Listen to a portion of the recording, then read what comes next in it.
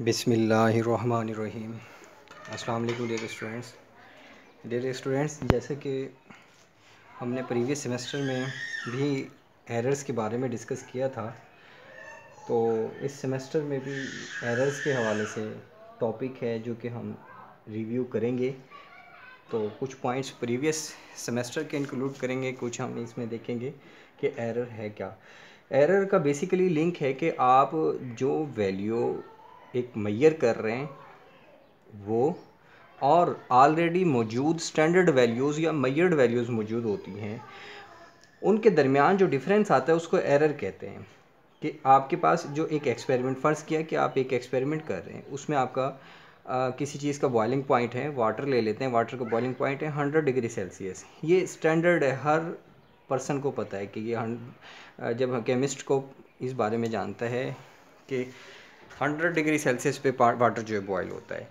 लेकिन अगर हम उसको एक्सपेरिमेंटली करने लग जाएं और वो बॉइलिंग पॉइंट आए ग्रेटर देन 100 डिग्री सेल्सियस या लेस देन 1 डिग्री सेल्सियस, तो जो डिफरेंस आएगा तो उसको हम कहते होते हैं एरर। फर्स्ट किया कि 95 डिग्री सेल्सियस पे बॉयल हो जाता है वाटर, तो फिर हम 5 डिग्री सेल्सियस का डिफरेंस आएगा तो हम कहेंगे इसका 5 डिग्री सेल्सियस का एरर मौजूद है।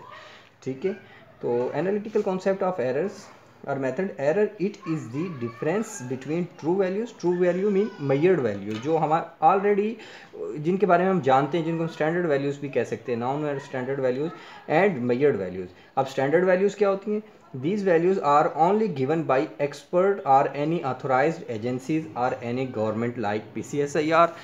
के स्टैंडर्ड वैल्यूज़ कोई भी ऑथोराइज, कोई गवर्नमेंट की तरफ से हो सकता है, कोई हो सकती हैं, कोई इंस्टीट्यूट्स की तरफ से हो सकती हैं, जैसे कि PCSIR है, ये लाहौर में और पाकिस्तान के बड़े बड़े सिटीज़ में इसकी जो है रिसर्च के सेंटर है, PCSIR के नाम से जाना जाता है। तो एस्टिमेटेड अनसर्टेनिटी इन अ मेजरमेंट और एक्सपेरिमेंट, ये भी इसकी एक डेफिनेशन है कि हमारे जो अनसर्टेनिटी जो पाई जाती है, कोई हम मेजरमेंट करते हैं तो उसको भी हम एरर कंसीडर करते हैं। अब फार्मूला ऑफ एरर की बात करेंगे। फार्मूला ऑफ एरर, एरर का क्या फार्मूला है? एरर को हम एब्सोल्यूट एरर या सिंपली एरर भी कहते हैं। ट्रू और standard value minus observed value, यानी कि जो हमने एक्सपेरिमेंट किया, इनके दरमियान जो डिफरेंस आएगा उसको हम कहते होते हैं एब्सोल्यूट एरर। अगर हम परसेंटेज फाइंड आउट करना चाहते हैं तो standard values minus observed values divided by true और स्टैंडर्ड वैल्यूज़ मल्टीप्लाई बाय 100। अगर हम उसको 100 से मल्टीप्लाई करेंगे, ठीक है, तो फिर हम उसको क्या कहेंगे, हम इसकी परसेंटेज फाइंड आउट कर लिए कि परसेंटेज एरर आ गया। For example, if a tablet contains, यानी कि कोई मेडिसन है, दवाई है, या मेट्रोनिडाजोल की है मेडिसन है, कोई पोस्टान है, पैरासीटामोल है, वट एवर कुछ भी है, तो 500 mg जो है उसके अंदर एंटीबायोटिक मौजूद है। And an analyst observe that values other analysis is 4 after analysis is 450 milligram. अगर वो इसको मेजर करता है और वो कितनी है, 450 मिलीग्राम आ जाती है, then calculate that error and percentage error, हम उसको कैलकुलेट करते हैं। अब स्टैंडर्ड वैल्यूज़ है 500 मिलीग्राम, लेकिन जो एक्सपेरिमेंटली वैल्यू ऑब्टेन हुई है वो होती है हमारे पास 450 मिलीग्राम। इनके दरमियान डिफरेंस मालूम करने के लिए जो मेजर्ड स्टैंडर्ड वैल्यूज़ और true value minus observed values equal to 50 milligram का डिफरेंस आ रहा है। परसेंटेज मालूम करना है, true value minus observe value divided by true value multiply by 100, तो ये परसेंटेज एरर हम फाइंड आउट कर लेंगे। ठीक है, उसके बाद है सोर्सेज ऑफ एरर के हवाले से। इसके बहुत ज़्यादा सोर्सेज हैं, आज हम 4 सोर्सेज को बेसिकली डिस्कस करेंगे।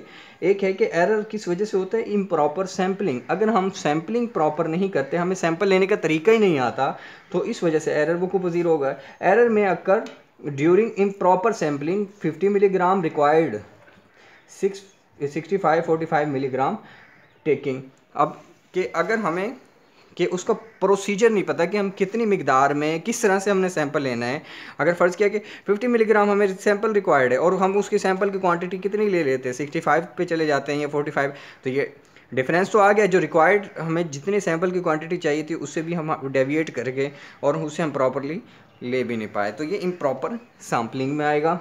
एरर ड्यूरिंग सैंपल प्रिपरेशन, अब आपने सैंपल प्रिपरेशन, लेबॉर्ट्री में सैंपल का एनालिसिस करना है तो उसको प्रिपेयर करना पड़ता है, तो उसके दौरान भी कोई ना कोई अगर मिस्टेक हो जाती है, एरर में अक्कर ड्यूरिंग सैंपल प्रिपरेशन कि उसकी सैम्पल प्रिपरेशन के दौरान आप जो है कोई मिस्टेक कर देते तो भी एरर वकूफ़ पज़ीर होगा। Error by the analyst. अब एनालिस्ट है या केमिस्ट है, ये एक्सपेरिमेंट परफॉर्म करने लगता है और उसको ये प्रोसीजर नहीं पता चलता कि किस तरह से इसको करना है, तो उसकी वजह से भी एरर वकूफ़ पज़ीर हो जाता है। Analyst can do error during analysis. It is also known as manual error. इसको हम क्या कहते होते हैं? मैनुअल एरर, यानी कि खुद एक्सपेरिमेंटली खुद परफॉर्म कर रहा है और उससे ही ये गलती वकूफ़ पज़ीर होती है, तो इस वजह से हम इसको कहते होते हैं मैनुअल एरर कहलाता है। Error by the equipment.